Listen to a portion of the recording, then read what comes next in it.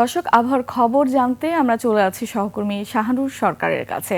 শাহানুর, আজকের আবহাওয়া নিয়ে আপনার কাছে কি তথ্য আছে, আমাদের বিস্তারিত জানাবেন। সানবিট সব দিবে সামাল। সানবিট ম্যাজিক প্রেস ডিশওয়াশিং এর মাথা ঘোরানো সলিউশন। ধন্যবাদ লোপা আপনাকে। দর্শক, এই মুহূর্তে আজকের আবহাওয়ার সর্বশেষ খবর জানাবো আপনাদেরকে।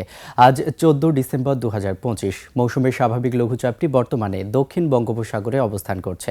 এর বর্ধিতাংশ দক্ষিণ পূর্ব বঙ্গোপসাগর পর্যন্ত বিস্তৃত রয়েছে। উপমহাদেশীয় উচ্চচাপ বলয়ের বর্ধিতাংশ পশ্চিমবঙ্গ তৎসংলগ্ন এলাকায় অবস্থান করছে।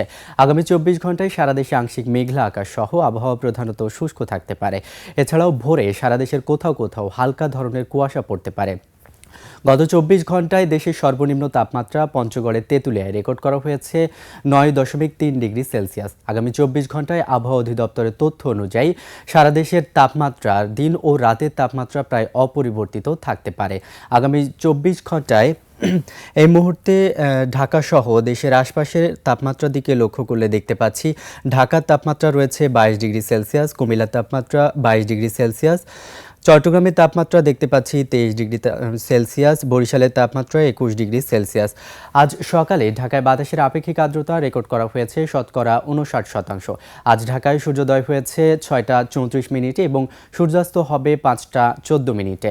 দর্শক, এই ছিল আমার কাছে আবহাওয়ার সর্বশেষ তথ্য। চলে যাচ্ছি লোপার কাছে। লোপা।